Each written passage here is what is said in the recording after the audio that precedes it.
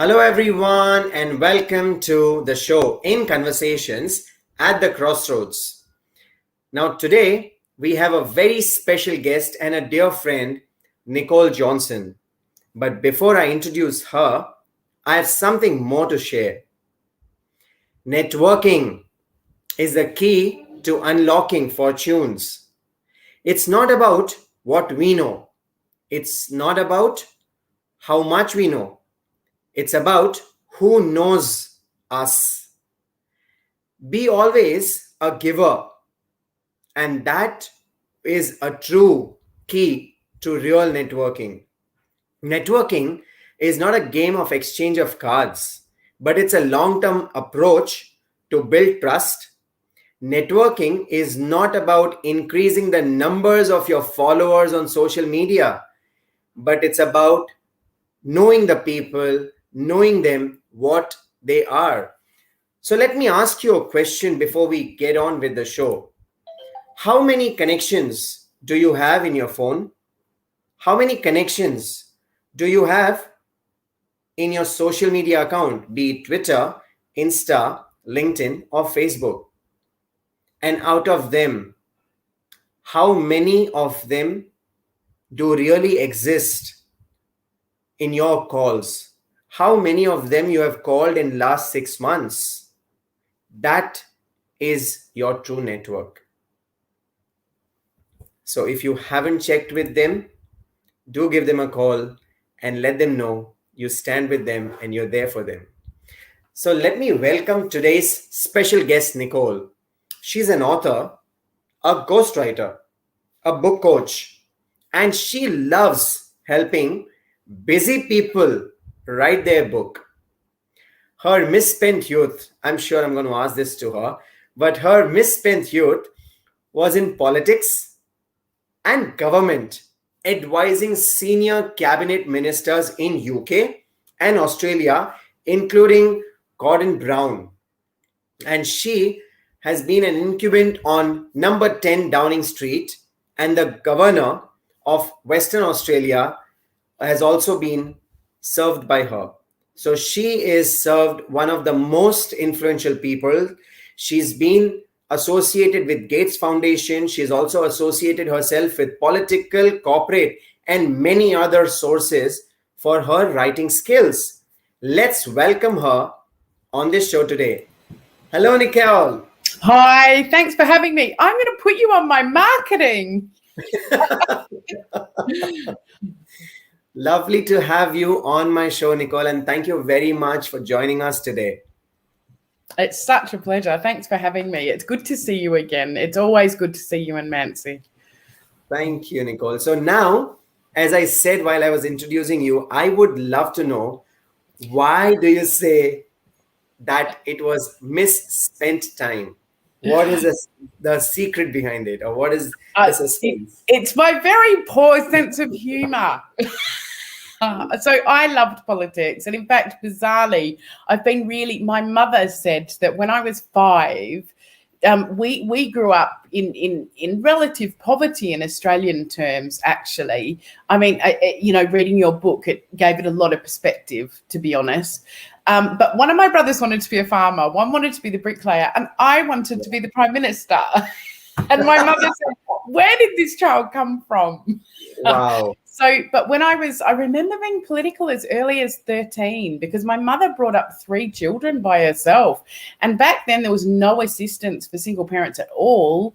And Malcolm Fraser was our Prime Minister. And I hate saying this, right, for lots of reasons, but he turned out to be a really decent man when he wasn't the Prime Minister. So I watched Bob Hawke beat him in an election, and he cried, and I was happy because I thought, it's not okay that you're not looking after the responsible parent who is the responsible parent who's looking after these 3 children. What are you doing? And then I just stayed in politics. I actually loved politics. I did, really.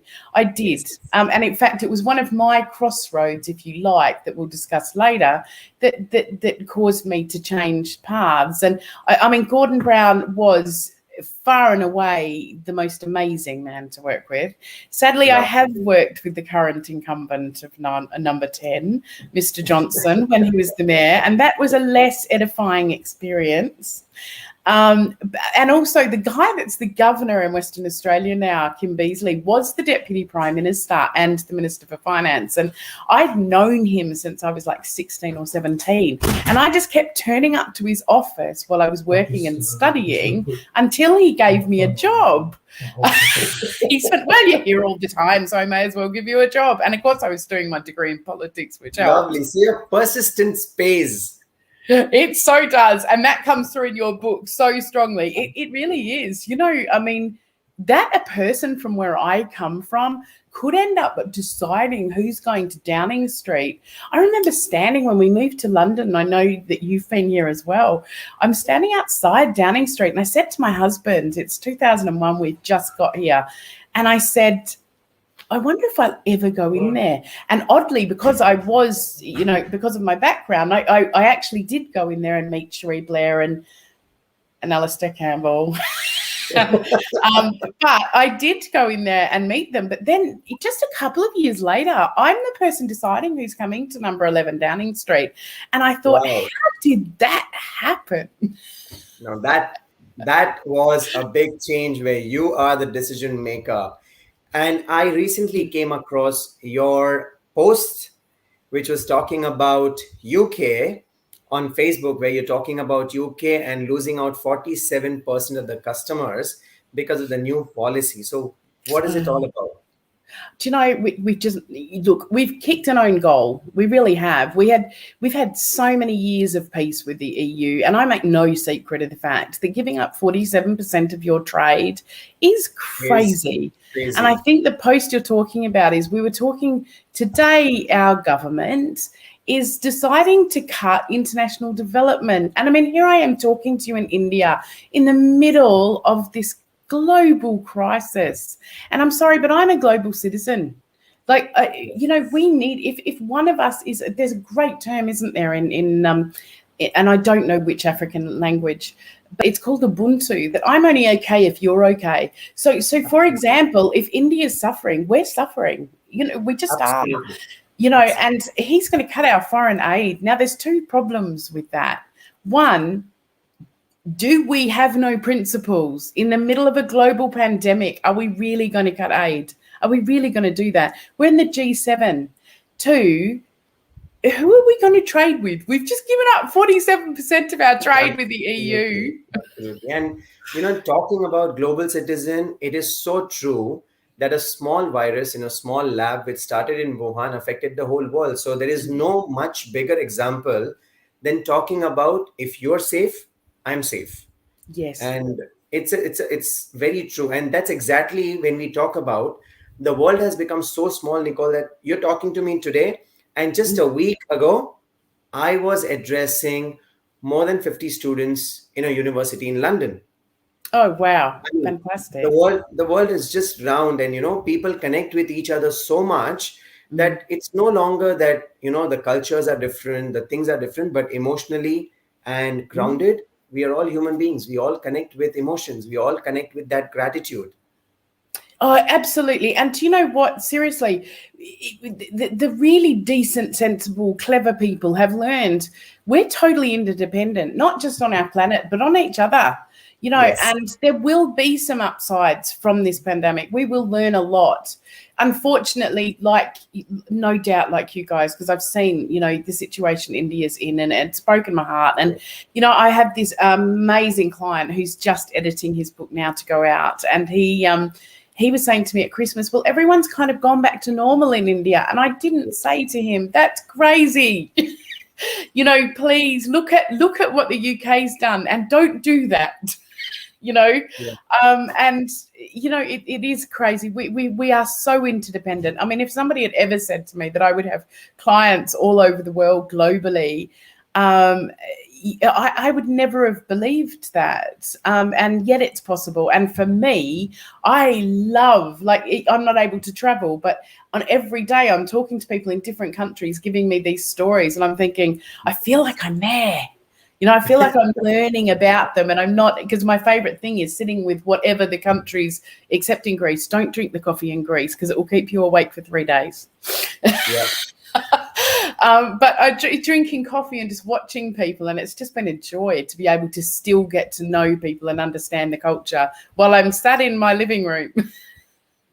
Absolutely. I mean, who ever thought that the pandemic might have all the negative sides that we have seen, but there are tons and tons of positive side available right now for all of us to enjoy. And even creating this show, Nicole, was the same purpose. When I call it as In Conversation at Crossroads, and after writing the book, I felt that, so many people connected with me saying that, similar story, same story. I said, that means all of us go through the crossroads, but we don't get the platform to share our vulnerability with the world and let the world know that you're not alone. Even we have suffered it, and we all stand strong. And that was the purpose, where I went on having episode after episode, and so many people have shared their love and gratitude that the calendar is full for next 2 months, and people are willing to share their stories. And that fills my heart with so much of empathy and gratitude that more and more things should happen. We should all get connected, and no matter what happens, if that bonding is there between all of us, nothing is going to stop us.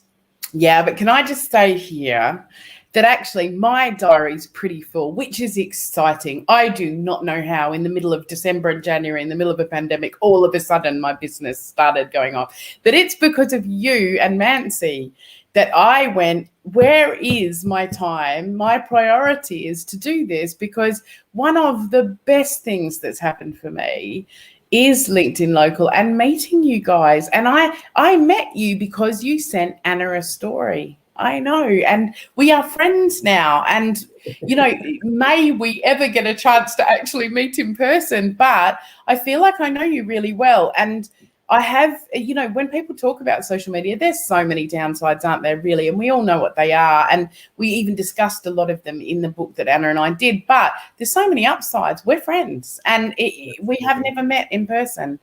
And I remember your story because Anna and I were talking about the stories, and it was so difficult. It was so difficult. They were all so great.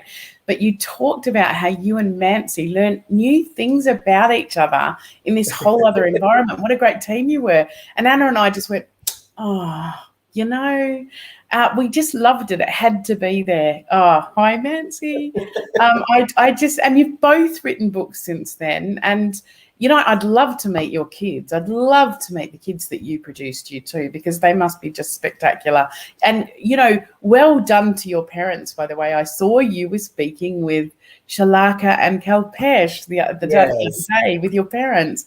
And gosh, what mighty people they must be. Reading the story, it really touched me that you are the production of these two awesome people.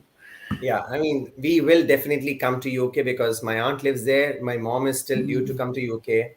So I'm definitely coming and meeting you along with I'm family. definitely coming to India as well. I'm definitely coming. My friend has a place in Goa, and he keeps saying to me, please come. And we are so going to come because I feel like bizarrely I've learned so much. I've got quite a few Indian clients at the moment, which is, and the more I'm learning, the more I want to come. So perhaps no problem. Not in the middle of the pandemic. No problem. Whenever you come, stay home. That's an open invitation. Oh, that's so lovely. That's so lovely. And I'm so proud of you and Mancy as well. You've both, in the middle of a pandemic where you're homeschooling, you've both managed to publish books. That's just so great. And I have both of them. Lovely. Okay. So now the question which I wanted to ask and know your secrets. Now, I know that you've been a coach and a mentor to many aspiring authors and so many clients, so many coaches, and you offer group coaching and you do one-on-one. But definitely, I would love to know this from you: that what does crossroad mean to you? So I'm not dissimilar to you, but our experience is really different. For me, the crossroads is my crossroads have not been dissimilar to yours in the sense that they've often been forced on me. So in 1988, for example, I had this fantastic job and I had a car accident and I broke my arm, nearly had to be amputated because it went out. The window is up, but my hand went out of the car and got crushed. And I then lost my job, actually, because it took a long time. I think I was in hospital for 7.5 weeks or something. So 9 operations. It was, and I was really annoyed, actually. And also I felt disabled. I felt like, and not dissimilar to you. I felt like because of where I'd come from, I had something to prove. Yeah. And that I almost had to overcome that. So then when I was disabled, I really had to work harder than everyone else to make it right. So then I get to 2015. I get to 2005 and I am working with Gordon Brown and I am on top of the world. Like, how did I end up here? It was so exciting. I felt like I could change the world. I really did. One of my ideas, he funded £155 million. Like, that's not even money I can think of. And I understood him because I share a lot of his principles. So it made it great. And his whole objective is to help people who are disadvantaged. And that obviously is what drives me as well. People that are in difficult, what if the Nelson Mandela is in the middle of India in this pandemic and not getting a vaccine? Do you know what I mean? We're not clever enough not to have everyone's brains out there being used. True. Anyway, so basically I'm stuck, aren't I? So I go to the doctor. They have to sign me off and I am furious. My boss signs me off. I went to the doctor every week and went, sign me back on. And he said, I'm not doing it. I said, sign me back on. Anyway, the long and the short of it is I couldn't commute. I had a genetic disability and I hadn't known about it. I'd always just thought I was a bit of I don't know if you know the term in India, we call it wuss, a bit of a sook, a bit lazy, a bit kind of, I assumed everybody was in pain all the time and they were just better at dealing with it than I was. And so all of a sudden I realized that I've pushed myself by working too hard and I can't commute every day. And you will find this so ironic that back then, no jobs allowed you to work from home for more than a day a week. Now everybody's working from home. I know. And at the time I was so frustrated. So I was stuck. I had to sit back and think, this is all I've ever wanted to do. And it was my friends from high school said to me, but you always wanted to write and you've written through all of the work you've done. You've written for people like Gordon Brown and Boris and Kim Beazley and, and the World Bank and, Gates Foundation and the UN. Why don't you write? And all of a sudden I think, oh, yeah, I've always written. And, I was that person that used to go, oh, I wish I had more time to write. And then all of a sudden I thought, I was really annoyed. I was really angry at being in this position that all of a sudden I've done 2 degrees and worked since I worked before it was even legal in Australia to work. Yeah, I was 13, I think, and I went to the local guy who ran like a fish and chip shop, news agency, deli, we call it. And I said to him, I'm going to, sorry? I said, yes, go on. Yes, that sort of, it was an everything shop. And I said, I'm going to work for you for nothing. But when I hit 14 and 9 months, you have to give me a job. So he went for a bonus. So I worked for him for ages and then he gave me the job. So I've been working forever and I'm thinking, this is not fair. How do I end up in this position? Yeah. And twice with a disability. And what has happened since is that Crossroads was devastating. I felt completely useless. I started doing some consulting, but people were very narrow about what could be done at home. And you and I both know we run businesses. We know you can run a business from home. We all know now you can run a business from home. So, of course, when COVID came, we were fine because we were already doing it. I think the world now knows what can be done from home. Exactly. And the upside is that there's so many countries that have missed out on opportunities, even though they've got highly skilled people, because they're not in America or Australia or the UK or Europe. And now I think I was speaking to one of our LinkedIn local people, Samson Kakpo. He's so lovely. And he's in Nigeria. And I said to him, how's it going? And he said, we've got so many opportunities now. And I'm like, wow. How great is that? Because people aren't going, well, he's in Nigeria. How can he work for us in New York? Of course he can. So it was devastating. I have to be honest. And I hit a real low about it. And of course, my body wasn't working. The reason they found the disability is because my immune system was so low that I kept getting meningitis. So I had it about 9 times and I'd end up in hospital for weeks. And finally, they realised that actually viral meningitis is around all the time. And if you're healthy, it just makes you feel a bit rubbish. But if your immune system's low, it can be devastating. So anyway, the long and the short of it is here I am doing a job. And I'll say this, I loved politics. Mind you, I wouldn't want to work in it right now, I have to say. It would be a really tricky job right now. And I'll tell you something, and I know I'm not supposed to say this, but I'm very, very honest. Boris doesn't listen to advice and he doesn't read advice. And I think at the moment, if I was working in that environment, I would be going crazy. I'd need Valium, So also my body was exhausted. Whereas now I get to work, you know yourself, you can work in your patterns and your flow, and it's so much more productive. There's no point me writing in the morning. It just doesn't work. So I do my emails, my practical stuff in the morning, and in the afternoon I write, and in the evening I write, and that works so beautifully. So while it was utterly devastating, my heart and my mind were always in politics. I loved what I did, but my heart, my mind, and my body are much more integrated, if you like. I haven't got it right, the balance, but it's so much closer. And there's just this sense at this moment of being in the right place right now for me, which I think is really powerful. Yep. It's the time and the nature that's favoring you right now, and the hard work that you've done is, it's being appreciated now, and people are understanding the value of working from home. Actually, it's more productive, if you ask me, because you don't waste your time in the commute, and many other things can be done that way. So, and the truth is, actually, I'm perfectly capable. This is the point about most disabled people, is actually if you make some very small adjustments, for me, it's I need to work from home. So don't bring me in unnecessarily. By the time I get there, I'm exhausted. I bet you remember the public transport in London. It is not fun. Yes, I do. And I have lovely stories about it. I mean, the first time when I went in public transport, I did not know the stop button, and I just passed my stop and I was like, how do I stop the bus? I love that.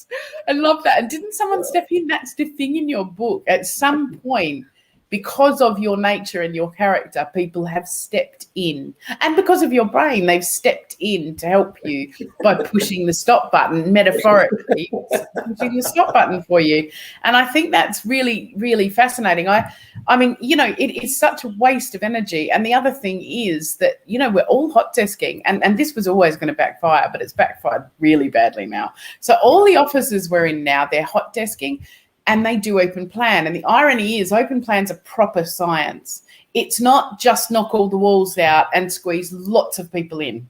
So now, of course, they want to bring us back to work, but they can't because they've got no ventilation. They're squeezing too many people in, and you don't even have your own desk. And at best, they get cleaned once a week. So I'm sitting back thinking, you thought that would save you money, but guess what? Now, yeah, it's the point now that they're realizing that having nature at their side would have been a blessing at some point. Yes, exactly. So, I mean, that's what someone says to me. Is it a conspiracy, this COVID? And I said, yes, I think it is. I think it's Mother Nature giving us a kick. It's Mother Nature saying, hey, what you've got yourself into doesn't work. Absolutely. An amazing way to put it across. So, we know that you've gone through a lot, and Crossroads definitely for you was painful, but I know that you've come out like a rainbow from it. So now I want to know, what was that story, or what was that journey so no, through your crossroad, and what did you felt, and how did you come out with flying colors now, and what is that you can share with us? But actually, there was a moment last year, and I don't know. A lot of people aren't into some of the things that I'm into, but I'm intrigued by a lot of different things. So, the issue I had started to write, and of course, I'm not a business person at all. I'm not entrepreneurial. I just like going and doing my job, and doing it well. And I don't like the whole money thing. And when people would say, "Oh, you can make 100,000 or six figures," and I'd be going, "I don't care. I don't care. I just want to pay the bills." And of course, for me, because I'd worked really hard, I hated the fact that my husband had to fund me. That felt wrong to me. Because he married a partner, not, and also I'm a terrible housewife. We don't have kids. I can't cook to save my life. So it's not like I had any other things to offer. So I basically, but the thing I still struggled with is I was setting up a business and I found myself selling, and it's so not in my nature to sell. So I would much rather, if say, when you and Mancy clearly didn't, but say there's someone out there who said, I just need someone to help me, either coach me so I get it done or write the book because I'm too busy right now. I would rather them come and meet me. And if I'm their person, then they say, I have been called the anti-salesperson because I say, I'd love to help you with your book. Why don't you go? Do you want to meet some of these other ghostwriters and see if they're good? And these people are going, oh, you are the worst salesperson ever. So I also didn't understand. In politics, I knew I was trying to help people who were disadvantaged and less well off, because I know there's people like you out there who we need to be working at their full capacity, because we need your principles and your clever. Like, we just, as a world, we can't do without it. And I met this, well, two things happened. All of a sudden, I went on holidays. It was October last year, and Boris called a lockdown on the day we went away, which was hilarious. It was in the UK. And fortunately, because we were already there and it wasn't unnecessary travel, we were allowed to stay. And we'd taken all our own food and everything, so it was fine. But all of a sudden, I'm sitting there and I have this moment of clarity. I don't want to run a business. I'm not an entrepreneur. And I thought, well, that's not helpful because I don't have any other options. So all of a sudden I thought, it was almost like I put it out to the universe. And you know that Paulo Coelho book, The Alchemist, and all of a sudden I put it out there. I don't want to sell. I don't want to market. I just want to be that person that writes, gets paid a fair day's pay for a fair day's work. And so two things happened. I was a bit depressed because I thought I don't have a choice but to write a book, to run a business. But I love writing. And all of a sudden along comes this fabulous woman who says to me, and this is cutting a very long story short, I get contacted, will you ghostwrite for us? Yes, I'd love to. That they're two awesome women, Catherine Williams and Helen Pollack, who is she's amazing. And in all of this, I am ghostwriting for them. But the thing she says to me is, I don't have time to ghostwrite. So I need someone to ghostwrite, but I am great at marketing and PR and sales. And I went, oh, that's fantastic. I hate that bit. So all of a sudden I meet the perfect match. So she's also the most fantastic ghostwriter. So we always factor in that whatever I write, I pass it by her. So you get two ghostwriters checking over. What could be better than that, than two eyes? Because sometimes yourself, you can't see your book anymore because you're so close to it. Yes. The other thing is, I did this moment just completely impromptu, spontaneous. A friend of mine posted that she'd done a soul purpose reading, which is numerology.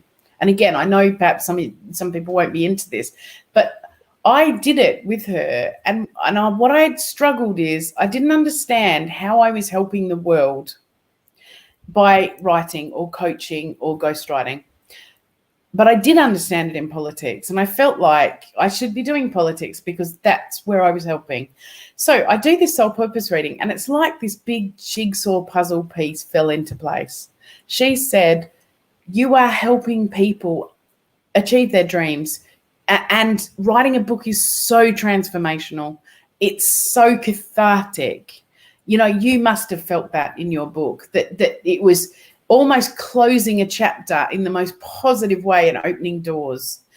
And she said the word she used was catalyst. And I got off and I thought, I feel like I've been given permission to do what I love, because that makes sense to me.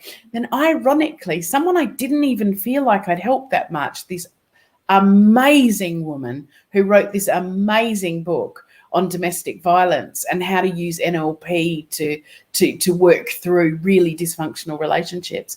I helped her out a bit, but it was really kind of just giving her some advice. In the book, she sends me the book, and it's got in the front of it that I was a catalyst to her writing the book and transforming her life. And I went, oh my goodness, how exciting is that? Because that's the word that this amazing woman, Emma Jane Rose, had said to me, catalyst. So all quite where I thought I was coming up with a problem, it was almost like when I put it out to God, the universe, whoever you believe in, they went, aha, finally you get it.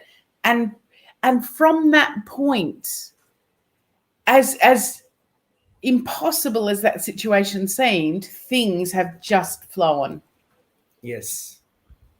And it's very rightly said that the universe is just waiting for you to accept and say, I'm ready. And, it's like, just everything just falls in place, because not very long, but, just 2 months ago, I was thinking of moving from Hyderabad to Vadodara and being in a company as a vice president for last 10 years. Leaving that company was also difficult. And I was just contemplating for a few days, months. And one day I decide that I want to move out. And within 60 days, my house is sold, my deal is done. I get a new house in a different city, my school, my kids get admission, and everything went as if it was just ready for me to say, yes, I want to take that step. So That's I totally fantastic. get what you're saying. Absolutely right. So It is fantastic, because also I am in pain. And the other thing is, we haven't been able to go to the pool. And I'll be completely honest, they're going to hate me for saying this, but it used to not be the cleanest pool. Yeah. So I didn't want to go, because with a dodgy immune system, you need a clean pool. But because of COVID, it's amazing. It's stunning. So all of a sudden, I go back to the pool and I'm like, the pool's amazing if you've got a chronic disability, because it takes all your weight. So I'm not feeling any pain until I get out of the pool. And then I realize I've just run in the pool for an hour and a half. And yes, then you feel so I emailed them and go, I can only do this once a week. And they went, it's so lucky, because we're doing all these other things in the pool for people who have disabilities. And it was almost like when I went, I need to fix this. What's my solution? The solution, it was almost magic, how it happened. I love that. So you've got, gosh, that's awesome. In 2 months, you've moved cities. Yes, I moved from Hyderabad to Vadodara. So right from south of India to the west of India. Oh, gosh, that's amazing.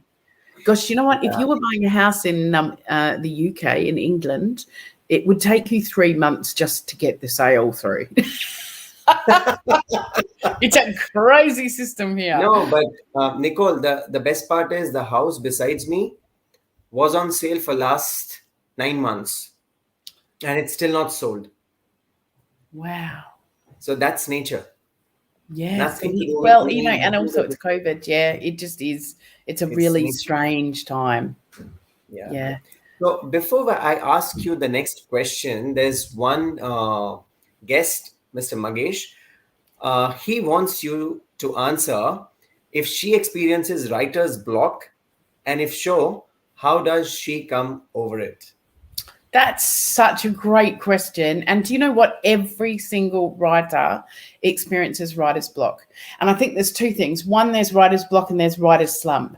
And the difference is writer's block can be caused by lots of things. Writer's slump is you will know. You fly through, all the words are coming out, and all of a sudden you hit this moment where you go, you just stop.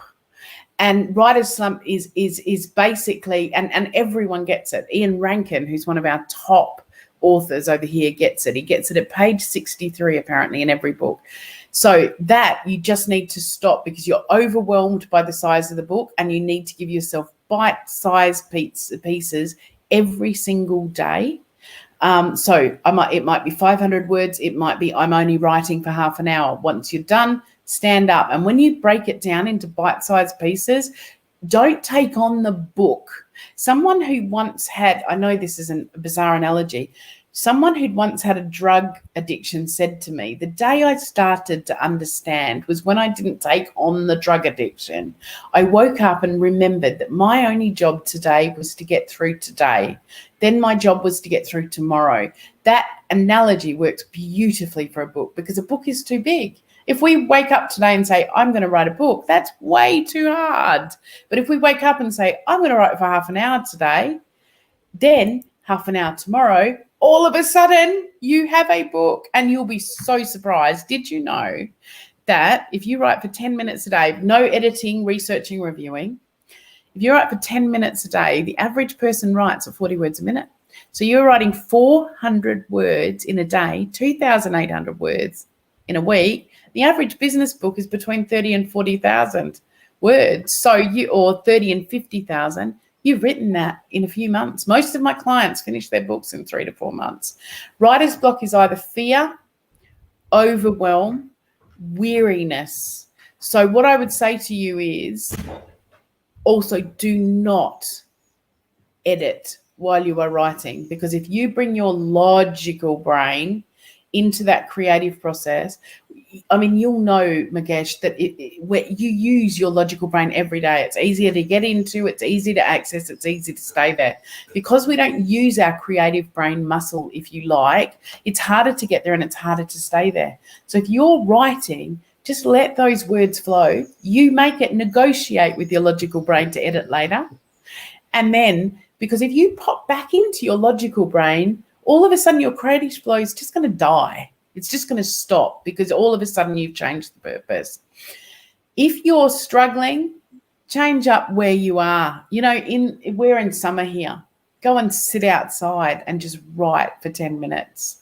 And, you know, and if you really are struggling, I would honestly try the 10-minute method. I know so many people from my tribe who finished their book on that 10-minute method, because what you do is you do the 10 minutes, you feel, even if it's like walking through treacle, you've done your 10 minutes, you've achieved it, you've ticked it off. And what happens, and Maya Angelou was right about this, if you keep turning up, even when it feels like you're walking through treacle, that news will come back. It will reward you. Your creative brain will click in and those words will pour out. And also, in the meantime, even if you're walking through treacle, you're watching your word count go up, so it doesn't matter. I also have a writingtribe.com. It's just one word. And there are blogs on Writer's Block and on Writer's Slump. And obviously, if there's anything I can help you with, please just drop me a message on LinkedIn, Mukesh, and I'll be more than, I can link you to that blog if you like. And everybody has it. Really, everybody has it. So it's so normal. Great. Amazing tips, Nicole. So what did you say? Was it a writer's tribe or writing tribe? Oh, so it's Writing Tribe. So it's www.writingtribe.com. Yes, and you know, there's loads of blogs there on getting started on your book, on maintaining your motivation, on setting achievable goals. That's the other thing we do really, really badly is we go, I'm going to write 1,500 words today, and then we get to day 3 and we're burnt out. Try 500 words. And then you'll feel, nobody feels motivated about failing at their goals. But the problems, you know, Ernest Hemingway used to track his goals. So he would write down what he planned to write, and then he'd write down what he actually wrote, and then he'd review his goals. So he'd go, okay, well, if I'm failing at this, because if you do 500 words and you succeed, you feel fabulous, motivates you the next day. And do you know what? 500 words a day, you will have that book written in no time. Brilliant. So now everyone knows that if they want to write a book, they have the formula. And if they don't have time, if they are too busy, they know there's someone who is ready to help them. And that's Nicole itself, right? You love coaching people to write their book. You love coaching people to do that. So that's amazing. I love helping. And in fact, I got one of my awesome clients through your president of your Professional Speakers Association. When you asked me to speak that time, honestly, that was great fun. I really enjoyed it. And then someone said to me, do you know how I came to you? And it was through that speech. And this is the point, isn't it? Like, he was so funny too, because he sent me the deposit and I said, you haven't signed the agreement. And he said, I know, but you kind of told me that you'd introduce me to all these other ghostwriters, so I completely trusted you. So I just sent it. And I was like, that's crazy. But he's just about to publish his book, and it's a great book. Amazing, amazing, amazing. I'll be honored to read that book and to know more about it once it's published. So let's not reveal the secret for now. No secrets, no. So now that we know that you've been going through this exciting journey of yours, which was also painful, but yes, you've come out very well and you've got too many colors to it, too many learnings out of it. What is that key learning that you would like to share today? What is that one key learning, or you can share more, but what do you want to share as a I like to think my writing is, somebody asked me what motivated my writing, and it is a quote by Ernest Hemingway, and I do find it kind of funny because I actually don't like Ernest Hemingway's writing. Oops, that's awful, isn't it? But I don't. But he said once, the world breaks everyone, and afterwards some are stronger at the broken places. And I think that is such a amazing thought, that actually, yes, it's tough. Yes, we go through challenges. Your book is the perfect example of it, because afterwards some of us are stronger at those places that were actually broken. Thank you, Nicole. Thank you. That was profound, and gratitude to you for that. So now coming on to my book, Yes. my favorite question for now. What is your favorite chapter from the book, and Actually, why? chapter 1's my favorite. Chapter 1 is just, it's kind of awe-inspiring. The awful situation you were in, and there's so many things in that. One, there was just the resilience of your family. It was profound. The connection and love between you, but also this amazing woman that in the middle of this flood, in this monsoon, takes these people in and gives them dry clothes and tea. Yeah. And not just one person, like 12 people. And the people that helped out. And then that moment when you and your family realize that you have to, as devastating as I mean, losing someone's home, it just doesn't get much worse than that. And everything you own. And that moment when all of a sudden it was like you all just went, right, that's it. We're moving on. This too will pass. And you know what it has? That chapter is so powerful. Yep, absolutely. I loved all of it, but you made me only choose one. No, I wanted to have one from each so that, at least I can have a view from the guest that everyone comes in. And the chapter 1, for people who have not seen, let me, just show them. This is how we lived for almost 12 years. And, it was maggot falling from the top and too much of things. But all those learnings, all those days have actually instilled so much power in us that any challenge that comes now in life is like, bring it on. Exactly. And that's the whole point. When I read through your book, that's the message you get in every single chapter, is this will pass, that we will get, as overwhelming and awful as this is, we're going to get through it. And I think the thing is, I read through all the book, and obviously a couple of times, and I had to read it again when you asked me what's my favorite bit, because I had to choose a favorite bit, but I keep coming back to this moment that losing your home, however inadequate that home was, and it was, oh gosh, it broke my heart. I just, and also it's not like you just lost your home. Every person you knew around you lost their home. And years ago, I worked with this group of people where they all lost their job at the same time. So they all had exactly the same skills on the market at the same time. So it's not even like you have people to go to help, because everyone you know and care about is in the same boat. I kept coming back to it because you've had so many. I mean, I was horrified by when you were mugged and stabbed. I mean, that's just awful. But there was something fundamental at that point where you had to choose to survive. Yes. At a really fundamental level. Yes.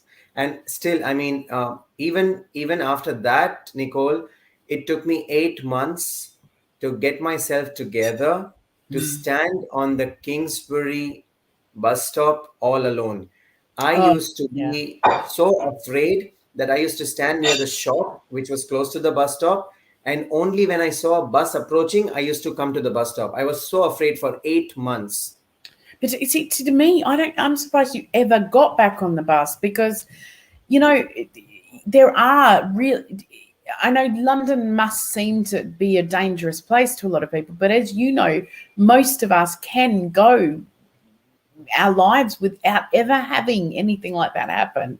And, thank God, and I'm touching wood as I say this, it hasn't happened to us. I do not know how you ever got the strength to get back on that bus because that is, you could have died that day.